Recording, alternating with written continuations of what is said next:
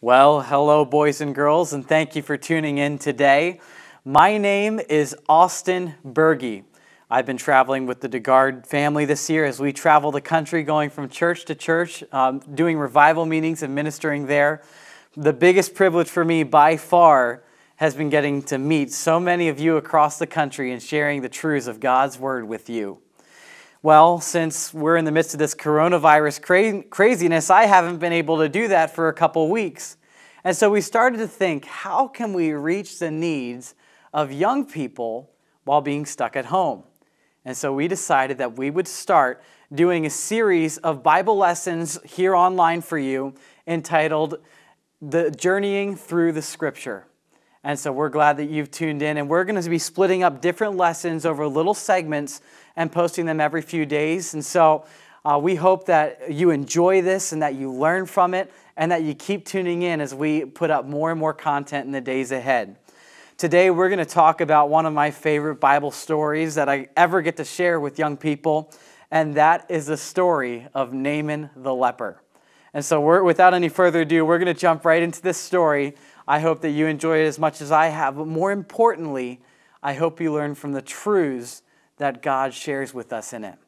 So let's jump into this story. Well, during the time of the 1st and 2nd Kings, these two books, both books talk almost exclusively about the nation of Israel, God's chosen people. And yet in the midst of this long, long story of the nations of Israel and Judah when they split apart, we suddenly find ourselves focused on a country that's not even one of those two countries. It's actually a country north of them. It's not God's chosen people. It's the land of Syria. And we look at the land of Syria because of a particular person that lives there named Naaman.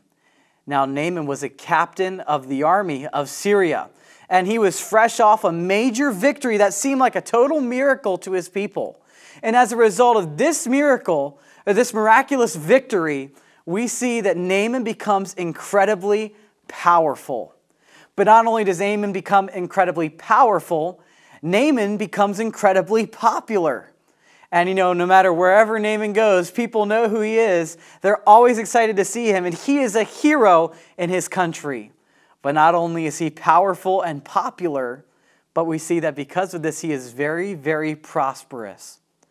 Well, even though Naaman is powerful, and he is popular, and he is prosperous, which means he has a lot of money, Naaman has a major problem. And even though Naaman has all these good things going for him, this problem is so bad that nobody in Israel or Syria would trade places with him. Naaman's problem is a disease called leprosy. Leprosy is a very contagious disease, and when you get leprosy, it begins to eat away at your body from the inside until, in extreme cases, people start to lose fingers and toes, or their arm, or their hand, or their foot. It is a terrible disease that eats away at the human body until ultimately it takes the life of the person who has it.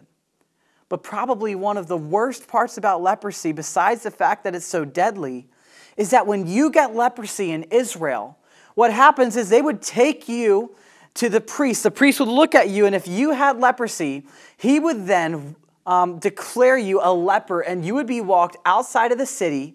You'd be kicked out the gates. They would slam the gates shut behind you, and they would go inside and have your funeral. Now, that's kind of odd because you're still alive, right? But the reason they did that was because it was so contagious that if you stayed in the city, other people could start getting it too. Just like if we all got together right now with the coronavirus going around, other people could get it too. This leprosy would too, if you were in a group of people, other people could get sick and die because of your disease. And so they threw you outside of the city and you were quarantined forever until you died. Naaman starts to get this disease, and it begins to eat away at his body until he gets weaker and weaker. Eventually, he finds himself to the point where he's nearly bedridden. And one day, Naaman's servant girl, who he has captured from Israel, looks at Naaman, and she turns to Naaman's wife and she says, "Why is master so sick?" And she says, "Well, that's because Naaman has leprosy. And this leprosy is going to kill him. It's eating away at his body, and it's only a matter of time now before he's gone." And the little girl turns to Naaman's wife and says, "Oh, if only he would go to Israel. If he would just go to Israel, there's a prophet there who could heal him of his leprosy." But that doesn't make a whole lot of sense, because there wasn't a cure to leprosy. When you got leprosy, it was almost 100% of the time you would die from leprosy, and there was no way to escape this disease. That's why no matter how much money Naaman had, no matter how popular or powerful, he couldn't get rid of this disease. But when Naaman finds out, he goes to the king of Syria and he says, "O king, will you let me go to Israel and find this man so I can be healed of my leprosy?" The king immediately agrees and gives Naaman a lot of gold and silver and fancy clothing and all types of gifts to give to the man that can heal him of his leprosy. And so Naaman begins the long journey to Israel. And when he reaches Israel, he rolls into the capital city called Samaria. And when he rolls into Samaria, he has sent a letter ahead of time to the king of Israel. And when the king of Israel gets this letter, he reads it and he becomes upset. This letter tells him about Naaman's leprosy. And it also tells him that they know that he can heal him of his leprosy.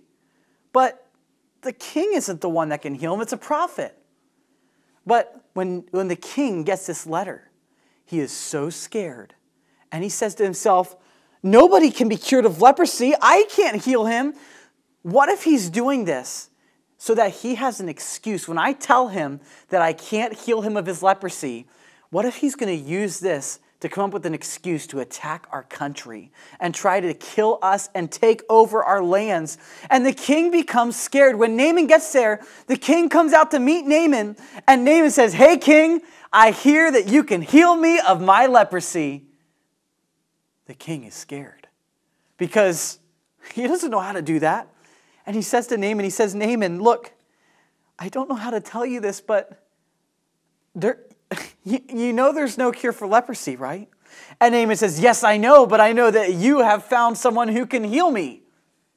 The king says, "Naaman, I don't know how to tell you this, but not only is there not a cure to leprosy, but I don't know anybody that can do that."